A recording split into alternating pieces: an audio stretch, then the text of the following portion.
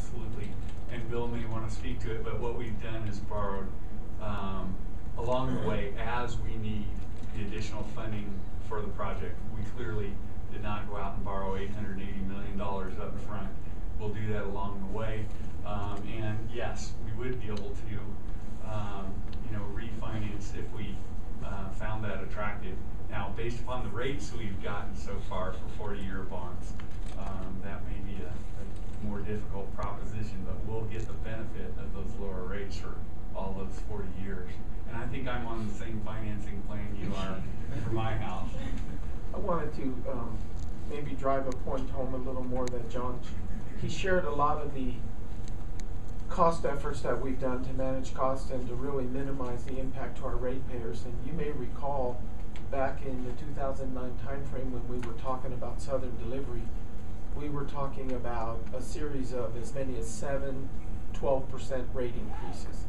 And we said that would about double the cost of the water bill for the typical customer. And then as we moved into the project and began to realize some savings, we said we were down to 12% rate increases. And you know that we are in the second year of 12% rate increases, and we'll be bringing you a rate case for your consideration in the May and June timeframe to move for the next 2 years. And we do that in 2-year increments primarily for 2 reasons. One, to demonstrate to rating agencies that we are moving forward with this project, and that's something they've said is very important. And the other is to secure financing when we have the opportunity at a longer stretch, because we do go in every year to every 2 years, and you've approved bond issues for us for Southern Delivery.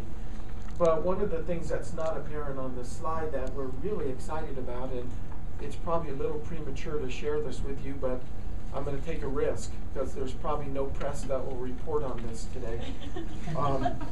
It's good, especially if it's good news. Especially if it's good news. We've had 2 12% increases. We are likely going to propose for you that the next 2 rate increases are not 12%, but rather 10%. And then that would leave us with 2 more 12% rate increases. We are likely not going to propose 2 more 12% increases, nor even that last increase, that 6th one, may not even be needed at all.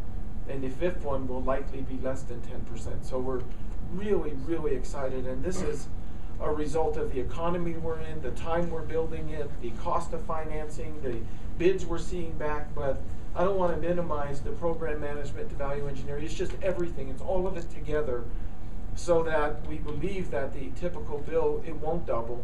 And that's unbelievable and unheard of, because we know the experience of the 1960s with Homestake and what happened to typical bills.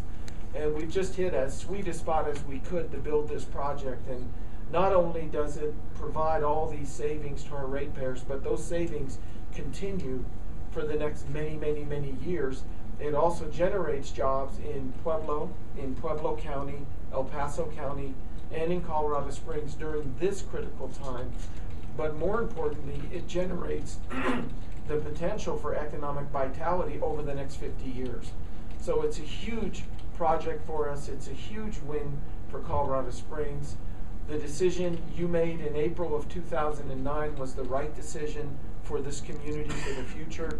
We're in an enviable position as far as where we're at with this project.